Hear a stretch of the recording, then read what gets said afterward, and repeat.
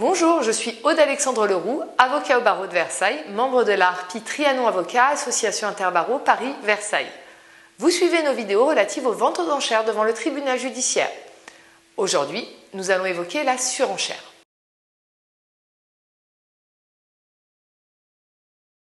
Cette question revient régulièrement. Il est important de comprendre le mécanisme de la surenchère. Lors d'une surenchère, le bien n'est pas d'office adjugé à l'auteur de la surenchère, appelé surenchérisseur. La surenchère est formée par acte d'avocat et déposée au greffe.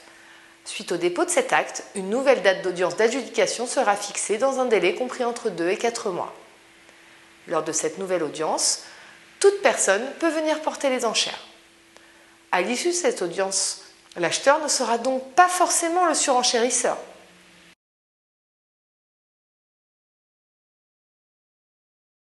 Les frais de la surenchère sont une question d'importance. Le dépôt d'une surenchère entraîne de nouveaux frais non négligeables. Comme je viens de vous l'indiquer, une nouvelle audience va être fixée.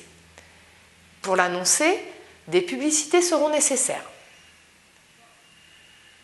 D'autres frais, tels que des frais d'acte d'huissier ou encore des frais d'actualisation de certains certificats, pourront également être engagés. La surenchère entraîne donc des frais d'un coût certain qui doit être appréhendé. Les honoraires de votre avocat seront également à régler pour l'ensemble de ces démarches. Ce dernier vous assistera du dépôt de la surenchère jusqu'à l'audience et, je l'espère, jusqu'à la publication de votre titre de vente si vous êtes déclaré adjudicataire. Pour résumer, il est donc préférable de participer à l'audience de vente initiale, mais en cas d'indisponibilité ou de regret, la surenchère est toujours possible.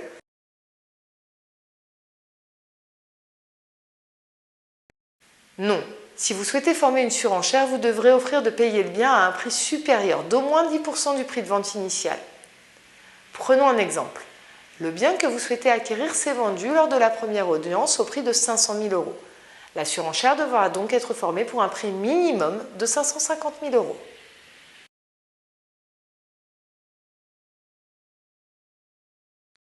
Comme pour l'audience d'adjudication initiale, vous devrez justifier d'une caution bancaire irrévocable ou d'un chèque de banque de 10% du prix d'adjudication avec un montant minimum de 3 000 €.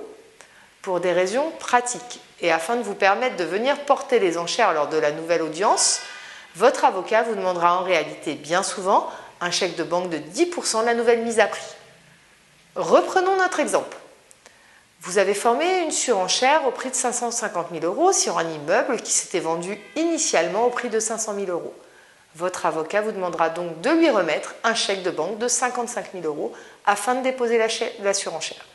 Il vous demandera également de lui remettre un second chèque couvrant les frais de procédure. Selon les barreaux, il s'agira soit d'un chèque de banque, soit d'un chèque personnel.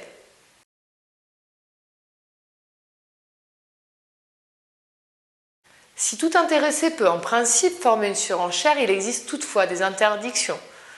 Ces interdictions sont identiques à celles de l'audience de vente initiale. On peut les regrouper en 3 différentes catégories. Le débiteur saisi, qui ne pourra pas former de surenchère ni par personne interposée, l'ensemble des auxiliaires de justice qui sont intervenus dans la procédure, ainsi que les magistrats de la juridiction devant laquelle la vente est poursuivie. Enfin, interdiction est également faite pour toute personne faisant l'objet d'une condamnation à des peines de type marchand de sommeil sur certains types de biens.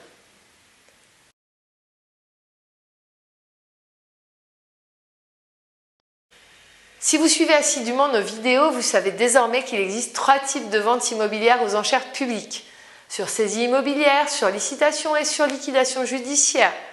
La surenchère est possible pour chacune d'entre elles, alors profitez-en. N'hésitez pas à vous abonner à notre chaîne YouTube afin de retrouver facilement l'ensemble de nos vidéos.